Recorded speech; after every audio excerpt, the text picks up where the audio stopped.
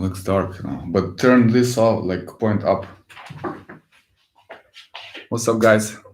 So in a couple of minutes, we're gonna start the live Instagram live. So I decided also to share that with you here on YouTube. So you're also welcome to maybe join in and ask a couple of questions. But yeah, I will mainly focus on Instagram because that's where he will be. Okay. Not directly in my eyes, just up. I don't know. It's not. Okay. Okay, let's see here. Also on Facebook, if we can make it together.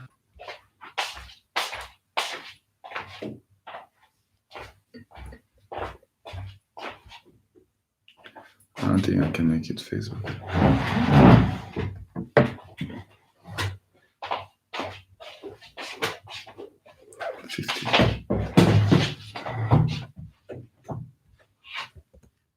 Will he be there on time? I would.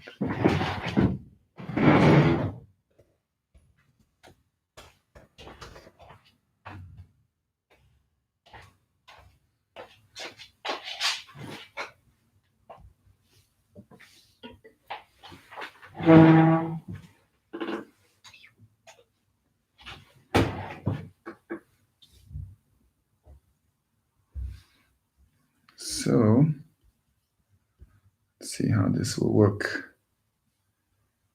And it's not really showing here anything.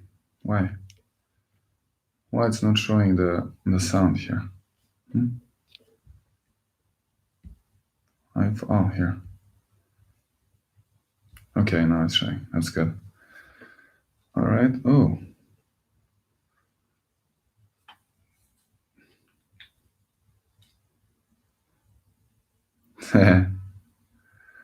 So he put it there. Cool. On the. Okay, I'm gonna start with this. He put this. Damir, Jumi put on his story.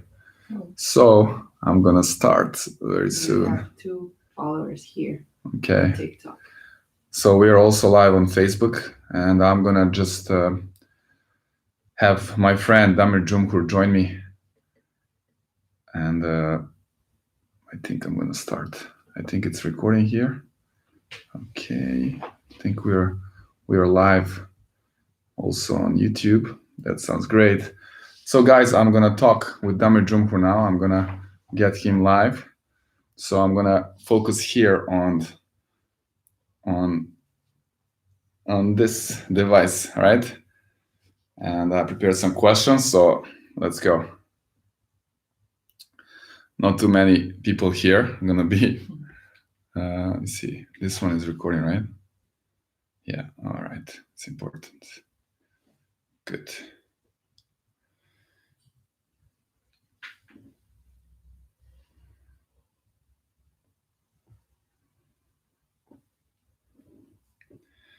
All right, what's happening, everyone? I hope you're doing great. I hope you're enjoying your day.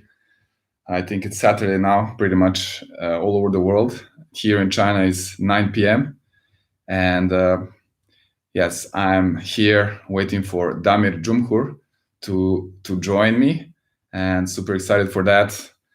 I haven't seen him since Shanghai Masters, and we played a lot of times actually in Zhuhai this last year. So it was amazing time, you know, great experiences to have him, like to be part of his trainings. And yeah, I think that was the first time we officially met, and it was just great, you know, to be on court with him, join the warm-ups and trainings, and then cheer for him. And he was just amazing. Like, it was so really, really special to be part of the whole process, you know. And I was there always cheering for him, and you know, with his team.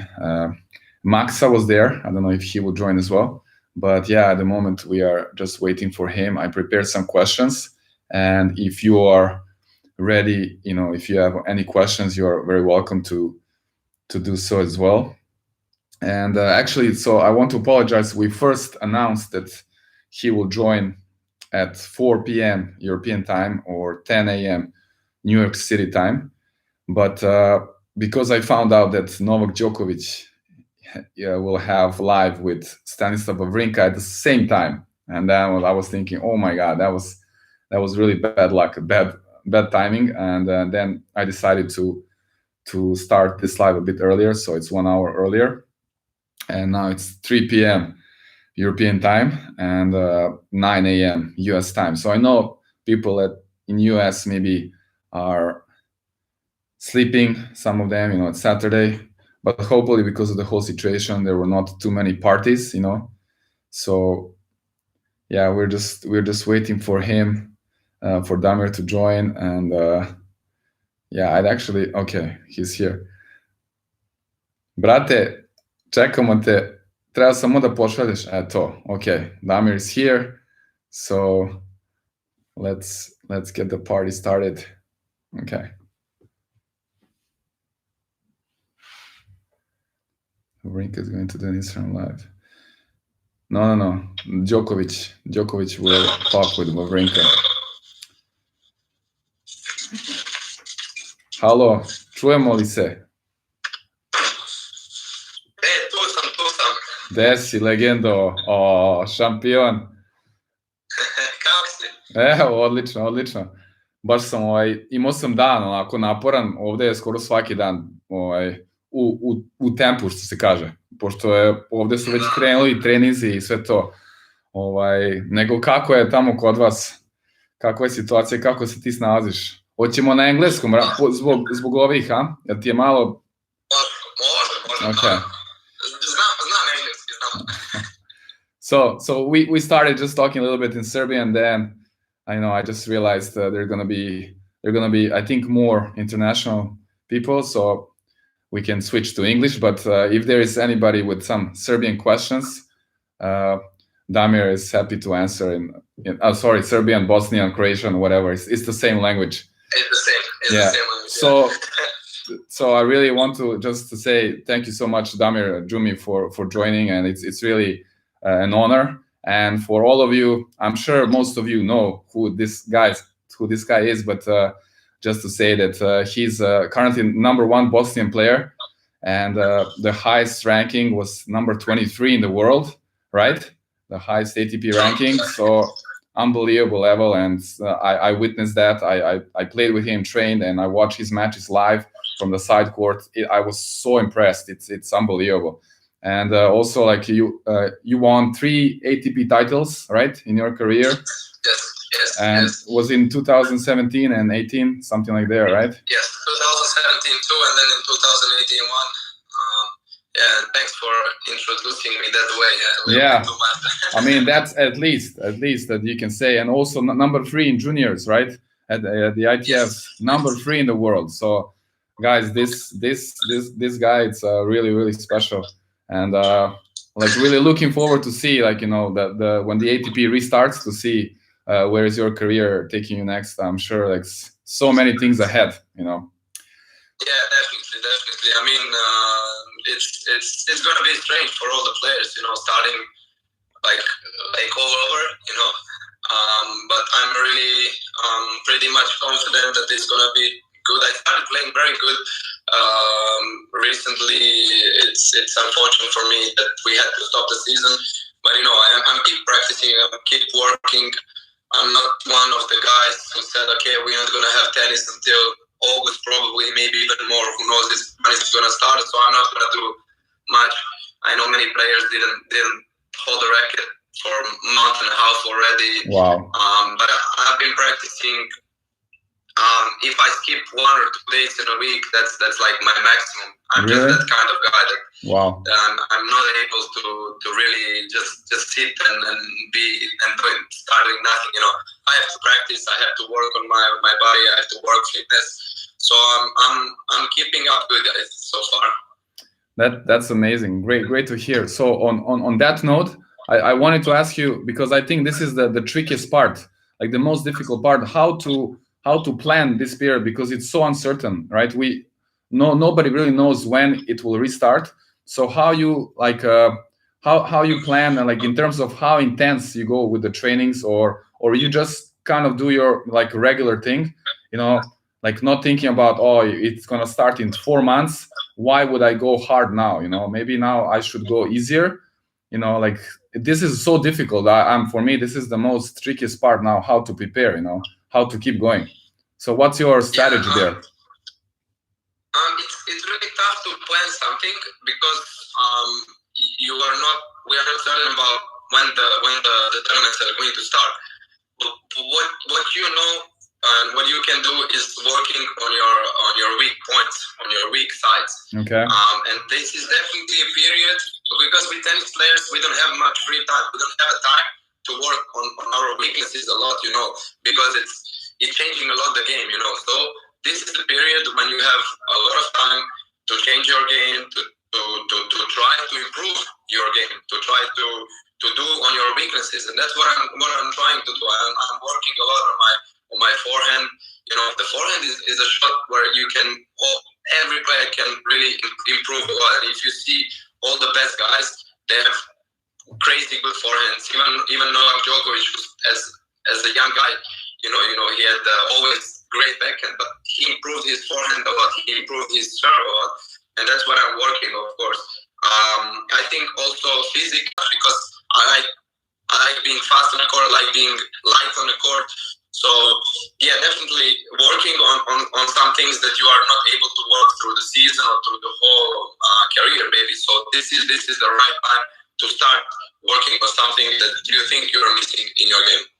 Yeah, totally agree. I had I was doing, I think, some podcast or something, and the topic I was kind of covering is exactly like I was kind of recommending the coaches and players. Now is the period if you want to also like change some technique, like maybe for the players who are growing now, there are no tournaments, there are no matches, you know, and it's the longest period, and it's kind of similar, right? Like you're working on a weakness, so you're gonna do some maybe different things, like a different approach. Yeah, that's great.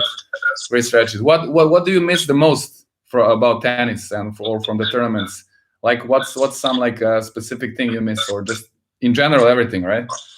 Yeah, tennis players, we are traveling a lot, and we are at mostly 2 weeks at the same place. Sometimes at home or maybe at the Grand Slam, but you are always moving, traveling a lot. And now we are not traveling; we are at one place for a long time, and this is like the most difficult part for me, but also for many players. I know I've been talking to many players, and it's just tough for us to stay at one place, to be at one place. So definitely missing the traveling. Really, I thought I would never say that I'm missing traveling, packing, and everything. But it's our kind of life, it's our lifestyle, and we are definitely missing those traveling tournaments. You know, that adrenaline of playing the tournaments. When I go on practice, I still have really a lot of motivation for practicing. I know it's not easy to find motivation now for practice, but I'm doing it through some other things. You know, playing with some guys with different kind of points. You know, just to entertain and just to keep that motivation. But definitely that adrenaline that you get in a match, you cannot get that in practice. Yeah, definitely. I agree. I think that makes total sense. I'm just reading. There's many comments. I don't know if you read. If you want to answer some of these. Yes, I've read one comment. I'm sorry to interrupt you. Yeah. My PR is asking me. He actually told me to shave. Like, please shave your beard. It's really long, I know, but as you know, guys, we are in a full quarantine for 4 days now, and then we've been already in quarantine for 3 or 4 days. So I'm not really having a lot of time, and I don't want to do it myself because it's not going to look good. So I better wait for some free time to get some barber. Otherwise, it's going to be awful. We're kind of opposite. I had a little bit longer hair, and I just shaved my beard. So it's like I can only trim my beard. I don't want to shave my beard. That's like part of me. So yeah. I can definitely. Sure. I'm gonna do probably a haircut today by myself because I'm gonna do it like very short. Wow. We'll see how it's gonna look. But beard, I don't wanna mess up with that. Okay, that's cool. Look, we have some question. I think from our countrymen. They ask you if you could, na našem ili we can translate in English. We can talk in English and then I can answer also in Boston, whatever. Yeah. So they ask you if you could change. Ako bi mogao promijeniti jedan rezultat u karijeri, koji bi promijenio? Ovaj ti MPT, si vidio? Yeah. So one of the results that I could change, which result would it be? Definitely, I have two tournaments that I'm really like, thinking of, and that I'm not happy with how it ended. And both of the tournaments are Grand Slam tournaments. Grand Slam tournaments are what we are playing for, really. Yeah. One of the matches was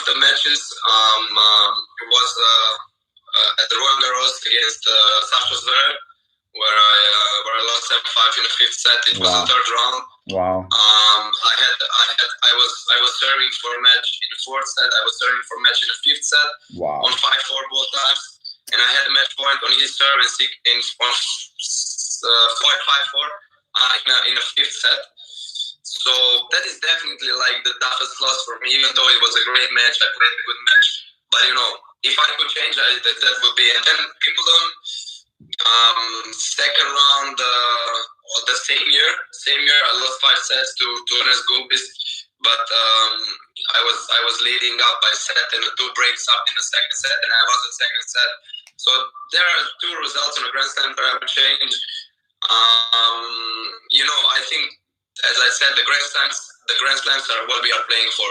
So if you want to change something in terms of results, then it's Grand Slams. Wow, that just sounds like like you said, it can be painful, and I can totally understand. But playing those 5 sets, I mean, I've never played those tournaments and those matches. I cannot know, but I can imagine how like exhausted you get, and then when you get so close. What would be your like mindset after that match? Obviously, it's so tough, but how do you go over that? Like, how do you kind of sort of forget and like move on? Like it's just time. Is it just time, or there is something else? For me, it's just time. It's definitely the most painful part of tennis, like losing in a close 5-7. Because you spend so much energy more than the other tournaments, and you lost. And after that, I feel like really devastated for the whole day, and the next day I'm just thinking so much about it. But for me, it's just time. After 2 days, I'm gonna be a new person. I'm gonna start working again. Trying to improve what I've missed in that match. But yeah, definitely for me it's time, and you gotta have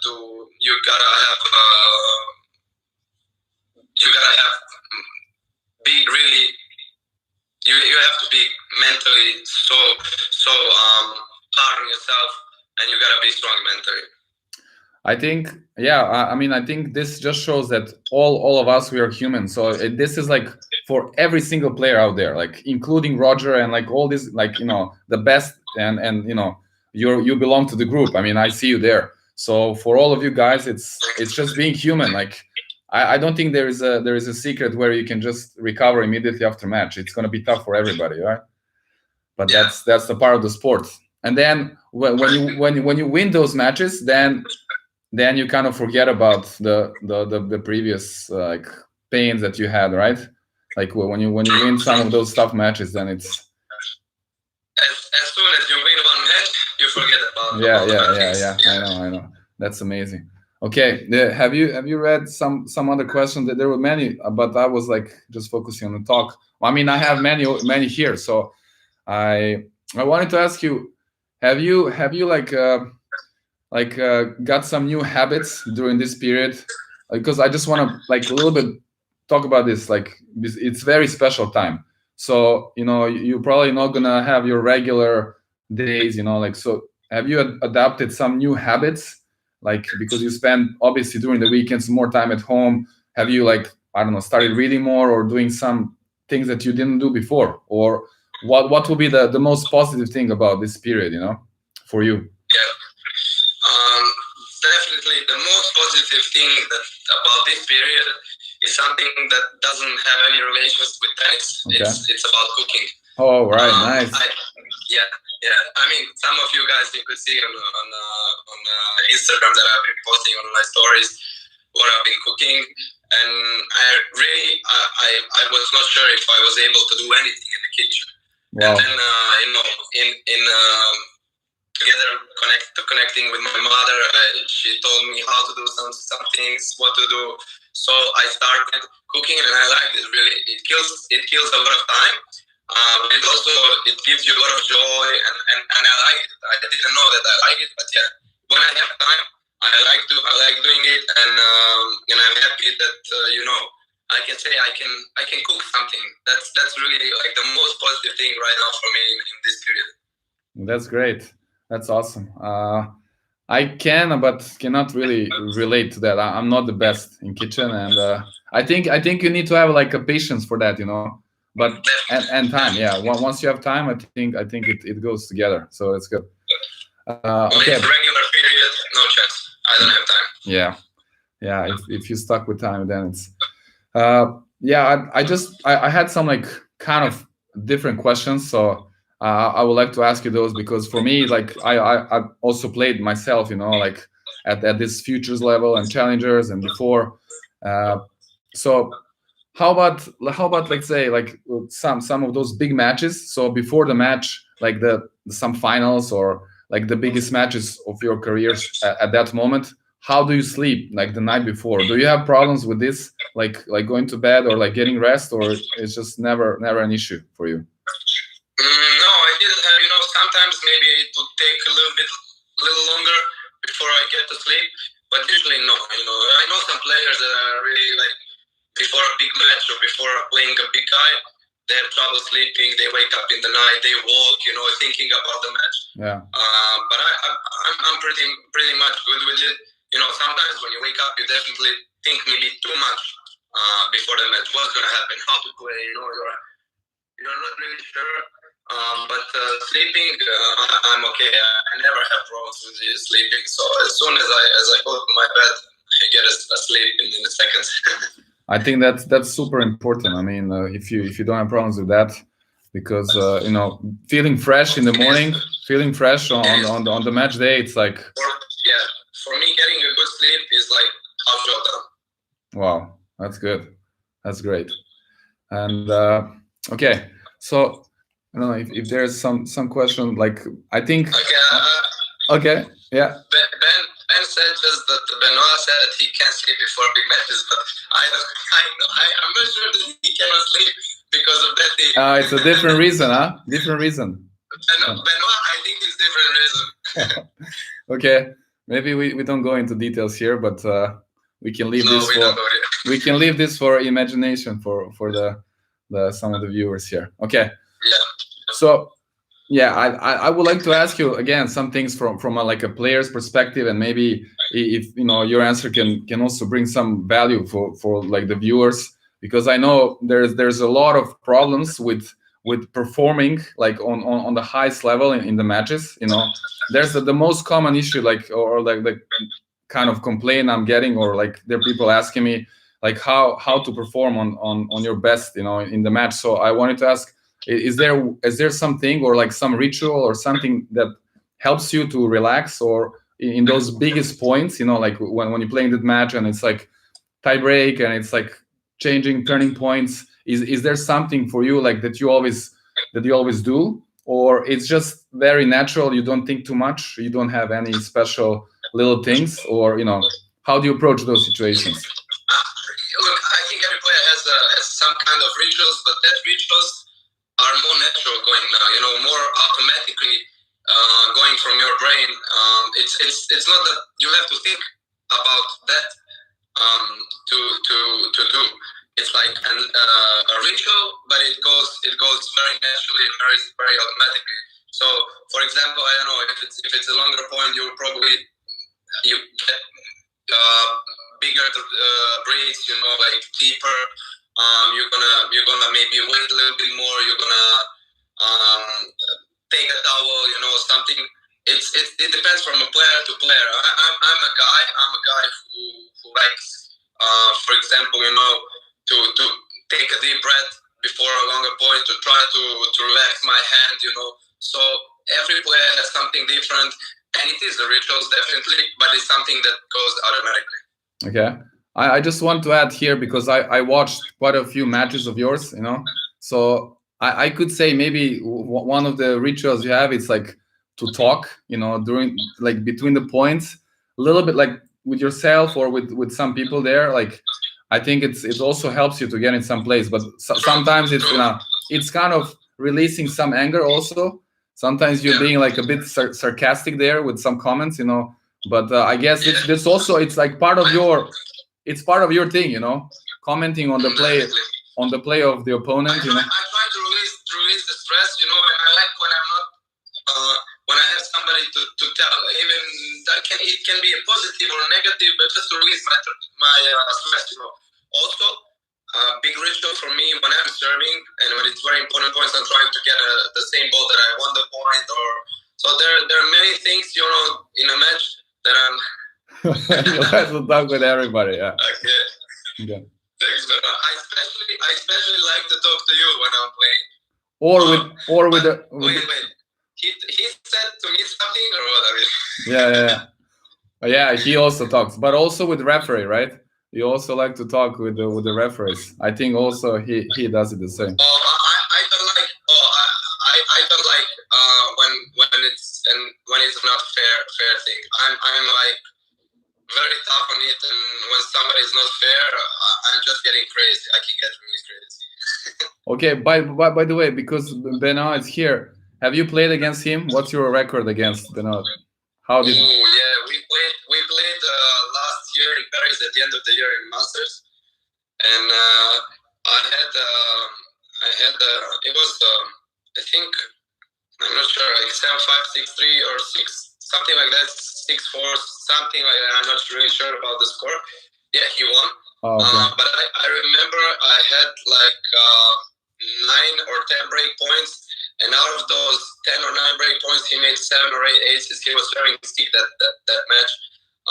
He was playing good. He was playing good in important points, and he was doing those bullshits with between the between the legs, the hot dogs, and everything.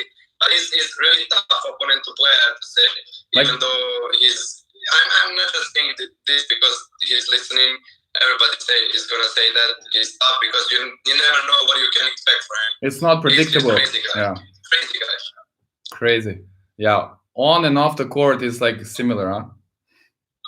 Very similar.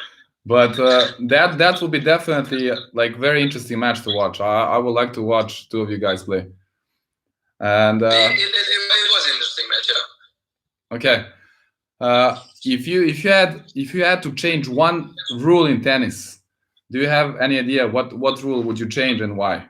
Did you ever think about this? Or the game is fine?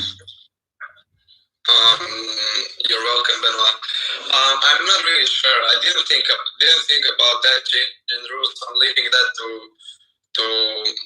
the person that are working for it. I'm not really sure about what that would be. No, I didn't really think. Okay, cool. Okay. Yeah, I'm just going through some questions. I have many, but again, if somebody is asking there, you're welcome to. I've seen a lot of questions about Roger, Rafa, Djokovic. I played all of 3 guys, and definitely what I can say is like many questions about what is the difference between 3 of them. What is the toughest opponent and this. I played Rafa on hard court and on a clay. I've got that win in Miami. Then he beat me in Australian Open and Rome. And definitely the toughest, I would say, toughest opponent that was Rafa on clay. Wow. Rafa on clay was just really tough to play. Then Roger on grass. I played Roger Wimbledon. It was really bad feeling playing him on grass first match. It was just tough to do anything you want. Plus, you know, he won in 7 times that year. Before that year, 7 times Wimbledon. He feels like home. You know, the crowd is just behind him, and it was awful for me to play that year's Wimbledon, and then playing Djokovic any surface, but especially hardcore for me is tough. So I would say Rafa on clay, Roger on grass, and Djokovic on hard. It's really tough to play. I haven't seen what people leaving the court at the end of the set for 10 minutes. Yeah, that's true. That also happens. Well, what you just said, and you mentioned those top 3 guys. Yeah, I think it's very special when you play against like those, like probably the best of all times. And what's your mindset when you go into those matches? Like, do you, obviously you're like have a lot of respect, like I think every player respects those guys, but do you still have the belief that, you know, you can win the match? Like, do you? Yeah. I would say before that match against Rafa in Miami, I would, you know, you must have respect to those guys. They're the best guys ever in tennis history, one of the best guys ever in history. So you gotta have respect. But I was having too much respect. I was just going on a court, you know, not to embarrass myself. That was way before 2015 and 2014, I would say. Okay. And that's the wrong mindset. Even if you think that you cannot win against them, you gotta go on a court with that kind of mindset, you know. And once I changed that, first time I felt it with Rafa in Miami, he wasn't in a good shape that year, you know, especially that swing US Indian Wells in Miami, and I felt that, you know, I felt that, and I wasn't afraid that much. So that's why I kind of was holding in a match, and he retired in the third set after 3-0. But then the tournament after in Monte Carlo, I've beaten Berdy. Then next year in Dubai, I've beaten first time Stan Wawrinka. You know, wow. So it opened the doors, right? That yeah, switch. I've opened the doors with that kind of match, yeah. Wow. And even now, when I played Roger in US Open the last year, I had a good match. I played really good against Roger, but I had the mindset that I go on the court to try to win. You know, everybody knows that he's a huge favorite. That I have a very small chances. But if you go on the court with the white flag, there is no chance you can do anything. Yeah, so I think there's a lot of players out there who are struggling with this, including myself as well. I had so many matches, you know, like let's say for the Futures tournament, you know, like you win maybe the first round, and then usually you run into like some seeded player. Like for me at that point, it's like much higher ranked player, like 200-300 ATP, and of course you have this respect, and then like you said, you enter the match, you don't want to lose like too easy, you know. You just want to give some, like, you know, make a fight.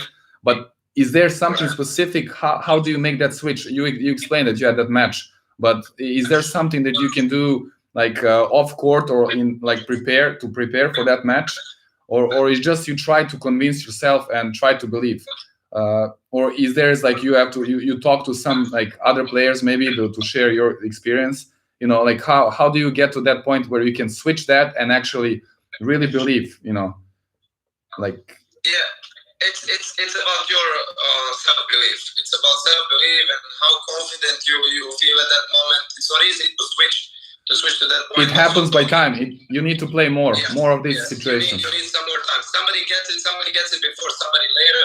But also talking to your coach, talking to the person close to you, getting that self-confidence, that's the most important thing. Yeah. Thanks. That's really, like, it's good to hear, because I also believe that many players and they need some kind of advice like this. Okay. I've seen this question. I would like to answer. It's easy to answer. Secret of success. Okay. Hard work. Yeah. Hard work. Very simple, right? Very simple. I mean, many things besides hard work, but the hard work is the most important thing, and there is nothing without it. Okay. I have this one. on the tough day, right? Let's say it's a super tough day, like you don't have so much energy or motivation. Like what keeps you going? What's your biggest like drive inside or motivation? Where you find that like strength to keep going? Like on the most toughest day, maybe after tournament, whatever, when you lost or you're super tired, but you still have to train. You know, where do you find what's your biggest motivation? Well, definitely, as we were talking about tough loss, I don't know, 5-7 loss, you get a day off. You're trying to get mindset to the right position again, and then next day is not going to be easy to practice. It's really tough to practice, but you gotta overcome that. You have to overcome. Every practice is important, and every. But I just have to laugh. I know.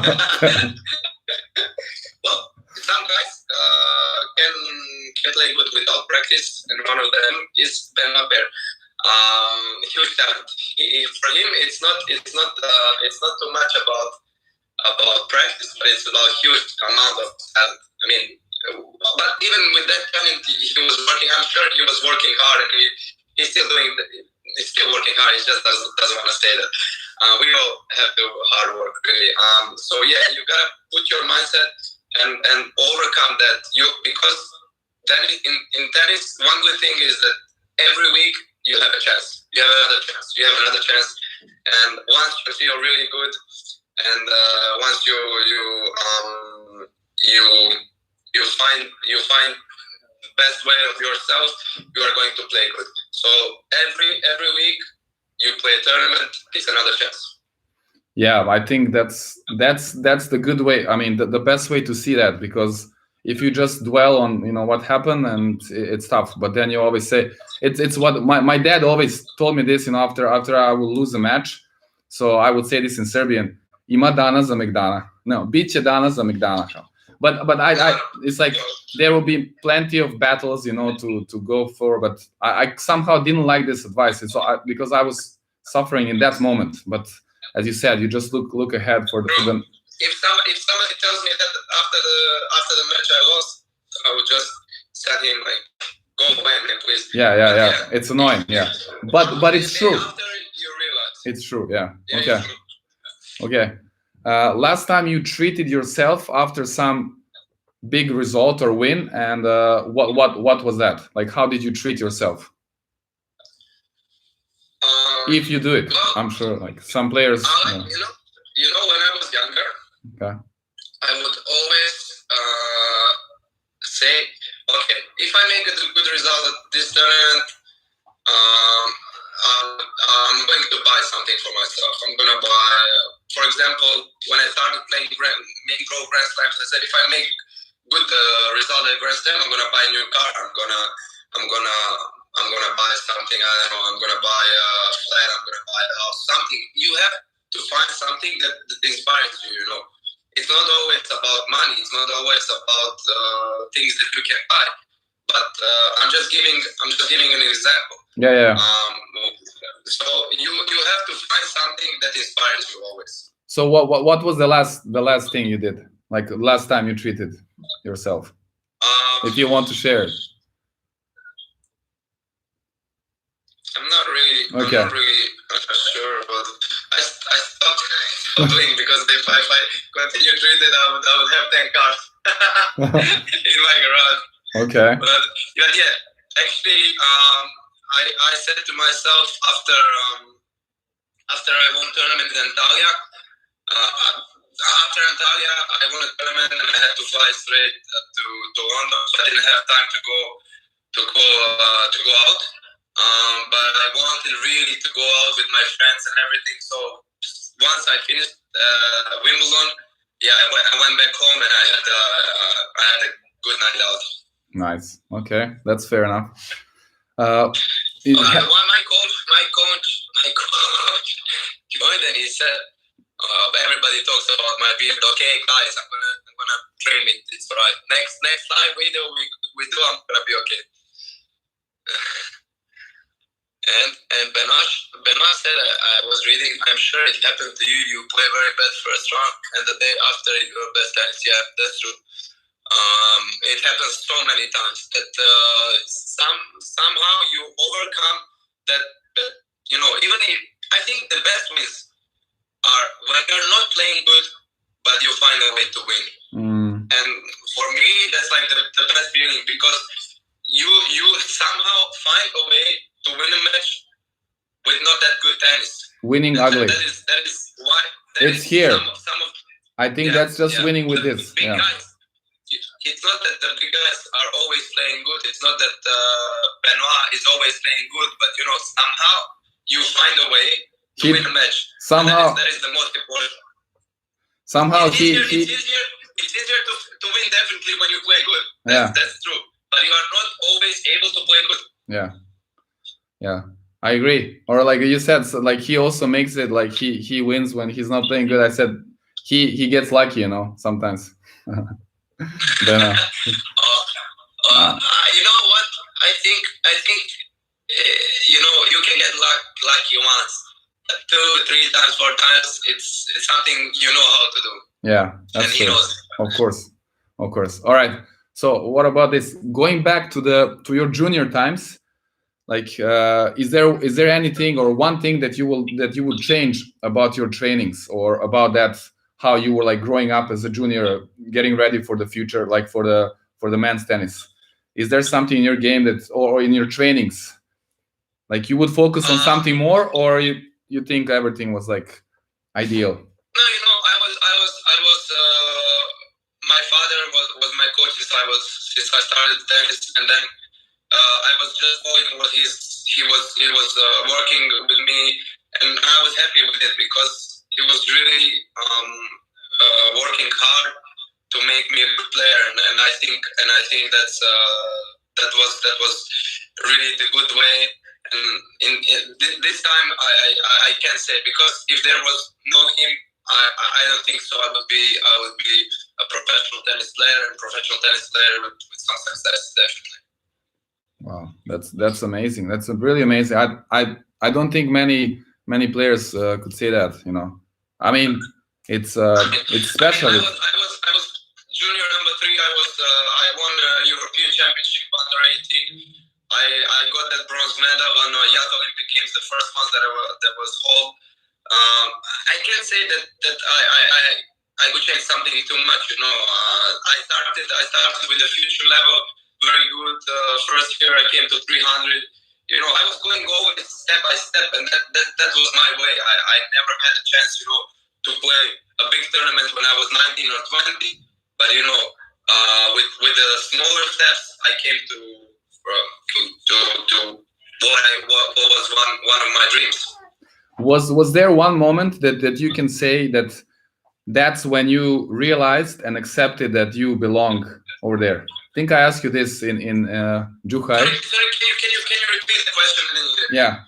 So what was there? Can you like say there was one moment in your career when you realized and accepted that you belong to top 30, to the world top players?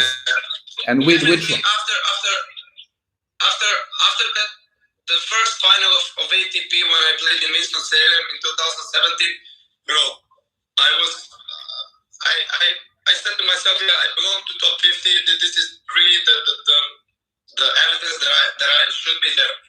But then when I won the first ATP title, okay, this is the result to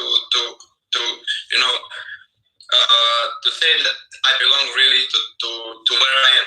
It's not just lucky. You can be lucky, as I said, once, but not 2 or 3 times. So wow. Yeah, that's the point when I. So are you saying that you need to get to that level to win the ATP 250, and then you realize you're like belong there? For me, it's already like, wow, that's already so high. Like I was expecting somewhere below, like when you're like fighting through these futures and challengers, or that's probably still too far. I needed so much time to get to my head that I'm a good player. I was always I'm the player who needs a little bit more self-confidence, and many people around me know that. So I need very good results to and build. show to myself. to build my self-confidence, to show myself that I belong there, you know.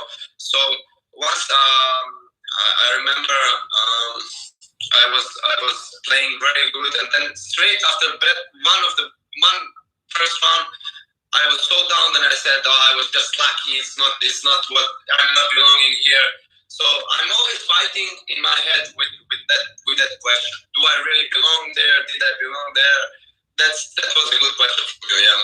Okay. I'm a one who needs a big result and a lot of confidence, self-belief to really understand that I belong where I am at that point. Okay, that's a great answer, and something that can also be related to this. I think I don't know where I found this out, maybe through some research, and definitely it was expert. You know, I think it's sports or whatever, that they said, like, in order to be at your very best, you need to be who you truly are. So like it's the same on the tennis court, right? Like when you're playing a match, like I really believe, and when I watch different players, you really need to be yourself out there without thinking like about different things, like being obsessed with, like, I don't know who's watching, like being distracted. You need to be your true self, you know, and then you are getting into that zone, right? Nothing really, you don't care about anything else. You're just in a match. I don't know if you can really understand the question, but the point is, like, yes. So you need to be who you truly are, and then the question is, who are you? Like, who is Damir Dzumhur actually? Like, you know, what makes you who you are when you're on court, and that gives you, like, to play your best. If you can answer this, it's a little bit like philosophical question. You know, when I play, I don't think too much about who I am, because, you know, and especially I would say ranking wise, for me it really doesn't matter. In tennis is very close game, and you can be 30 in a world, you can play 100 guy, 100, 120, and still you can lose to him. So you just have to play your game, and that's who you are. Your game on the court is showing who you are really. You don't have to impress anybody, understand, to show that you are a good player. You have to play your game, whatever it is, and that's the most important. You have to keep your game. Yeah. Okay, that's amazing. As always, like, really giving so much value here. I really appreciate that. Have you seen some questions there? I've seen one question from somebody asking on our language, when is the best year to start practicing tennis, the kids. So I would say I started at the age of five and a half, and I would say 5 and 6 is the best. I think you agree with me. It's the best age for kids to start tennis. I think before 5 is only 5, 6 to 7 years, and that's the best time. Yeah. That's when the kids can learn the fastest way, the most, I think. And not get too bored, right? If they start too early, right, and maybe they still don't understand and they get bored. And I think it's important to always make it super fun. You know, that beginning, it should be just about having fun, not like forcing kids anything. And yeah. And okay, so by the way, that should be one of the first questions I didn't ask you, like why you started playing. Like now you said when you picked up the racket, so you were 5, 6, and why? How did that happen? So my father already had a tennis club. He was holding one of the owners of the tennis club. He had his own tennis club, and so I was born in 1992. It was the wartime until 1996. But still, at that age of 1996, when I was still 3 years old, you know, I started going with my grandmother to tennis courts to see my father, you know, and I was holding a racket, you know, holding the balls, and it's just something that I love. I spent so much time on the court I was the one, you know, I would say to my grandmother, I want to go to tennis court, and that's how it started, you know. When I got, you know, a little older, when I was 5 and a half, my father thought it's the time I can start practicing tennis, you know, without anybody pushing me to do it. I was the one who wanted it so much, and since that time and through so many years, I never thought that it was a bad decision. Who was your first idol? Like when you were at this age, like when you're like starting and then looking up to some players? Were there some players at your club, or you even knew like some, like, you know, worldwide famous players? Is there some idol you were like? I was looking at the worldwide famous tennis players, and when I was really young, it was a Pat Rafter, then Carlos Moya, totally different kind of players, but with some of their parts of the games, I like watching them. And then once Roger Federer came to a big stage, it was him. It was him, and I admired what he was doing, and the way he was playing and the way he's still playing. Yeah, that's for sure. Okay, so have you seen some other questions? I know, like we like talked about how long to stay. I really don't want to like keep you so long. Like I could go like for a long time. Maybe I have just a few more like quick questions, like without long answers. It's just like one word, like, so we can go through that quick. Like it's very quick, and then like if you see one more question like to answer there, I think it's fine. Like I really, and it's been amazing. I see one question. I just want to answer that. Who are your best friends on tour? Okay, cable for best that. Friends on tour. I have really a lot of good friends on tour, and I'm happy that I can say that. Definitely guys from Balkan, Filip Krajinovic, Dusan Lajovic, Aljaž Bedene, also as you could see, Benoit Paires, one of my very good friends. So there are really many guys that I can say I'm good on with the tour, and happy to say Bojan Šorić as well, my very good friend. So it's very important that we players from Balkan, we stick together, and that is the most important thing. I'm also not the only player that was in top 100 from Bosnia. There was also Mirza Basic, and I was really very happy when I had the chance to travel with him to go together to tournaments, because we are playing together Davis Cup. We started at the same age together with my father, so we know each other since I was 5 years old. So I think it is very important for us to have some friends on tour, and I'm really happy to say, if I forgot somebody, I'm sorry, but you know, Chere is also there. So many friends, Petar Krstin, not only guys in top 100, it's not just about it. Danilo Petrovic. Yeah. I have really a lot of friends, and I'm happy, and I hope that also they can say that I'm a good friend to them. How about girls? You have good like girls, like girlfriends? I can say that I'm very good with Danka Kovinic. Okay. We also know each other since long time, and she's really great, also tennis player, but such a good person. And I know her brothers, I know her mother, her family. So I'm very good with Danka Kovinic. Kristina Mladenovic, I'm very good also friend with her brother Luka. You know, that's the mostly people from that are having that are from Balkan. Of course, she's playing for France, but she's coming from Serbia. Okay, cool. So can we go through these quick questions? Like we go. Okay. So I give you like questions, please. I give you a couple of seconds to answer, okay? For each question. Okay. Who's your favorite player to play against? Okay, so now I have a question for you. Like, to play that I feel that I can win, or?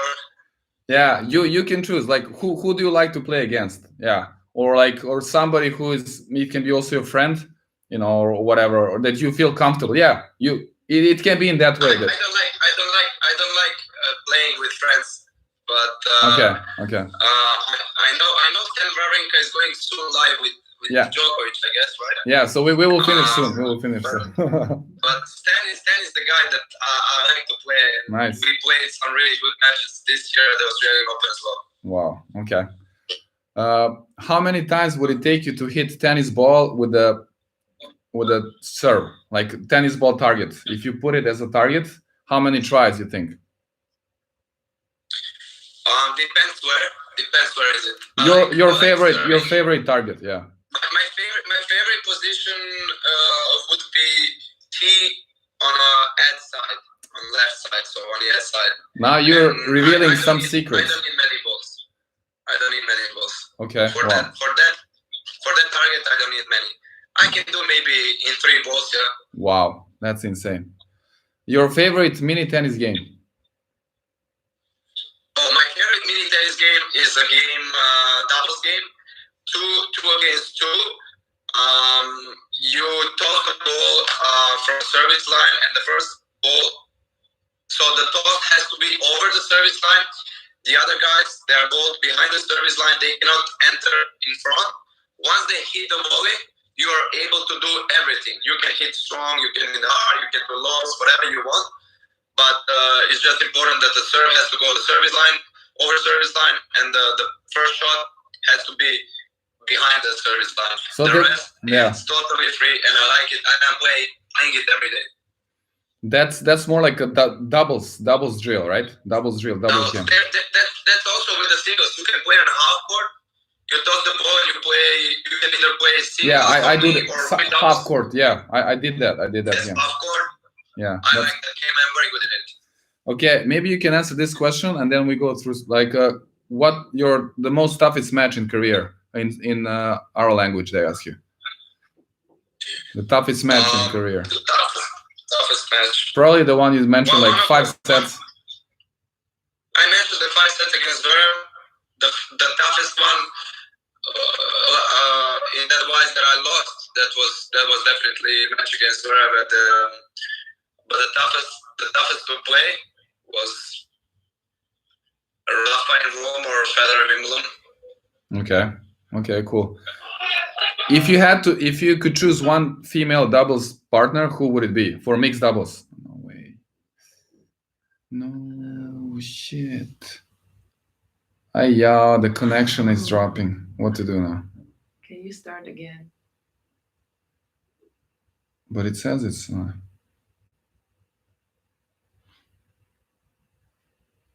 reconnecting. Still trying. I don't know. Yeah, very bad luck. And here also. Really? Yeah. Then that's VPN problem. No. No?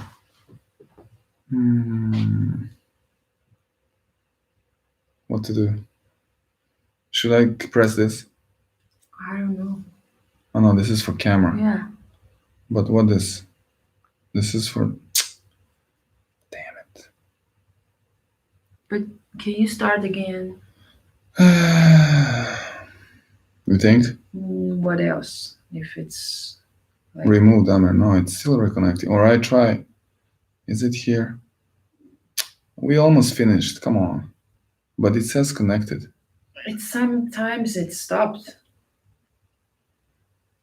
Hello?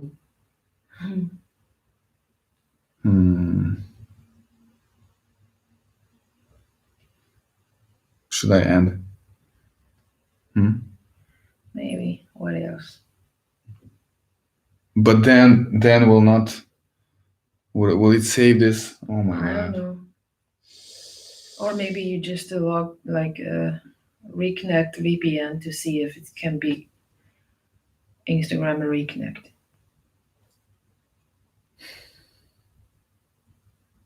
It's already here. Just stop it and reconnect.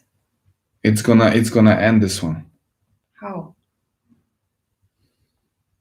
You can nothing else can do. Oh yeah, it was disconnect. Oh my God. You see something here?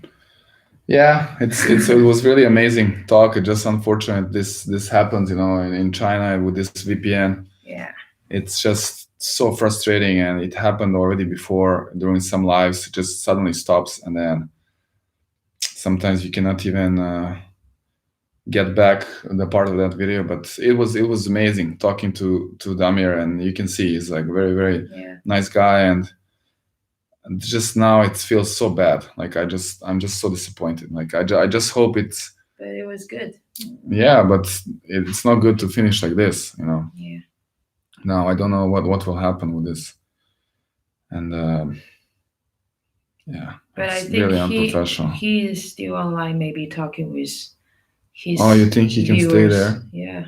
But then I just need to go to him. Like, but then I don't know how I can connect there. But it's already been more than half an hour, as you point. It's almost 1 hour now. Yeah, that's good. And you have many viewers here. How many viewers there? How I don't many know of you are total. watching? Now, right now it's 7. Only 7. Oh Don't my say God. that. Okay. Sorry, I really apologize, everyone. And here, yeah, it's not. Also stopped on this. Okay, here. Connected again.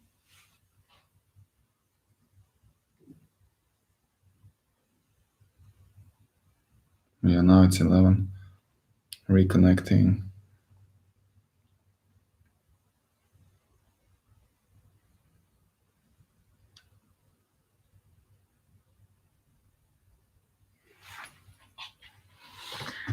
Is it happening?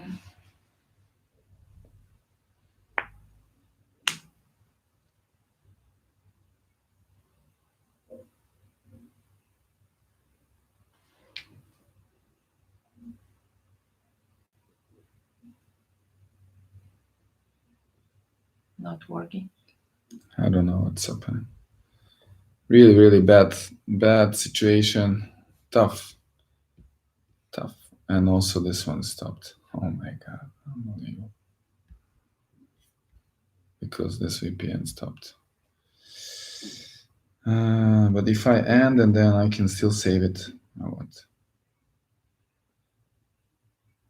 Here. But you still can see they're talking? Yeah, I don't know. Really? Here I see comments, but there were no. I don't know if end this or. Then you just end it. What else can happen? If you get stuck here, it's like nothing can do. Or you can try open Facebook to see if it's working there. It's internet problem or just cannot go back.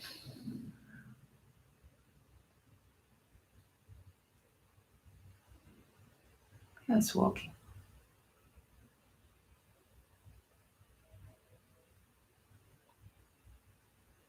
No, I think it's too late. I think. You just end it and restart. And there go. Are they going to see Nolly? It's 10. Oh, o'clock. yeah. Yeah. Wow, 1,000 viewers. Really? Yeah. Wow. That was great. Share story. But should I also know is maybe I can try. Okay. No, I will just go again and see if he's there. Okay. So now we are trying again. Yeah, never giving up. 我们再试一下. Okay, I really apologize to everyone. It's just bad luck, being here in China. That's one of the setbacks. But we have a nicer. We are more lucky with this virus, but with this internet connection, it's very tough. So I apologize for that, and I just want to see if Damir is still here, if we can at least kind of end this video in a little bit more appropriate way. It was really amazing. It was really nice to talk to him. I just want to see if he is still around. I had to reconnect again. Just lost the connection there. It was due to the VPN. So I will just wait to see or maybe I can check if you think he's still. Oh, maybe he joins the. Yeah. So just 1 second. Here. 那我们没有教英语，是因为我们在这边和国外连线，要用那个在那个 Instagram 上面，因为 TikTok 在国外，就是抖音在国外的话是不一样的，它是不能够连接起来的，所以我们只能用 Instagram。Okay. So we'll see if Damir will come back, but either way, I just want to really thank him for the time, and I really appreciate he shared some of some of the things that many of you cannot really see or hear. Now it's going to be very less because people are going to listen Djokovic and Wawrinka, and I will also go. I just wanted to kind of close this wrap up this video. It's been an amazing talk, and learned a lot just from talking with Damir. But yeah, I will maybe wait for a few more minutes, and I know that it's gonna be way less people now, but still, and I still have some cool questions I didn't ask, but that's what happens. So we'll just wait for a few more minutes. Yeah, no people.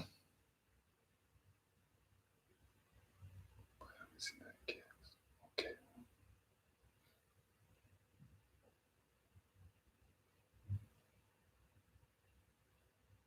Will you also watch the Wawrinka and Djokovic live? Yeah, we'll watch. So 一会儿我们可以看一下 Wawrinka 和德约科维奇的直播连线，当然这个也是在 Instagram 上。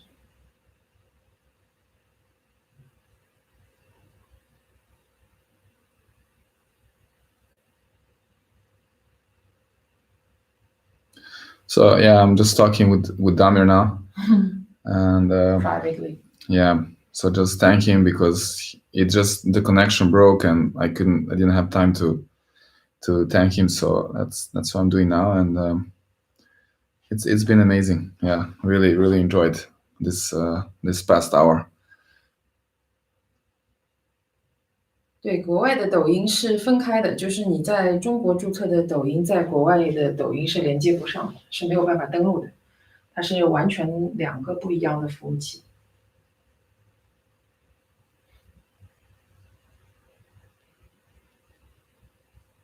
在国外叫 TikTok， 在国内叫抖音。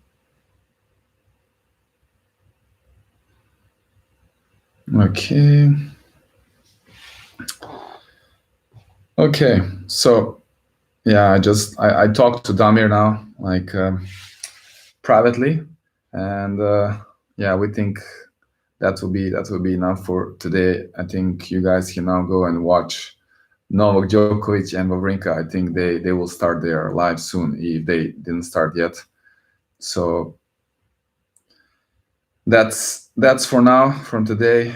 I want to thank everyone for joining. Now people are not here, but anyways, I will see you soon again next time. Maybe we'll have some other player also talking to us, and really can learn so much from these guys, and very very grateful that I can talk to them and learn so much. Keep learning, keep improving every single day. Ćao! Bilo super, a? Šteta što se završilo ovako, je baš mi krivo zbog kraja. Tasha is there. Tasha. Ja, baš mi krivo što se završilo ovako, ali eto, bit će dana za megdana, što bi rekao tata. Gde si, Darko?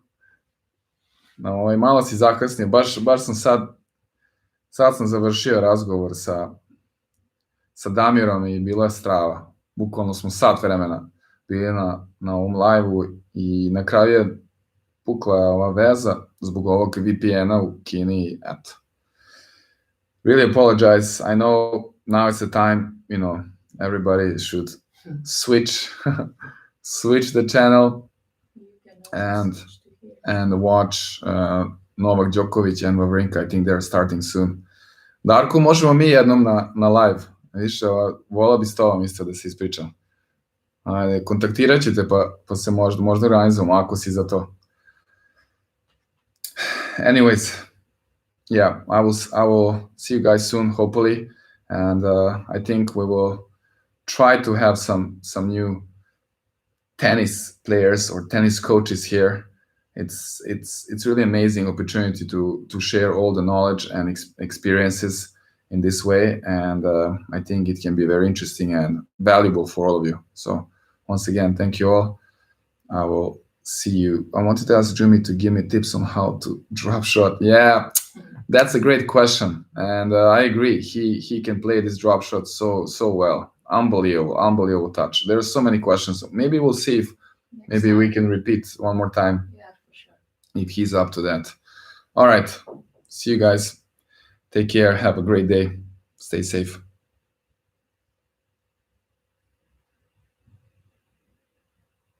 All right.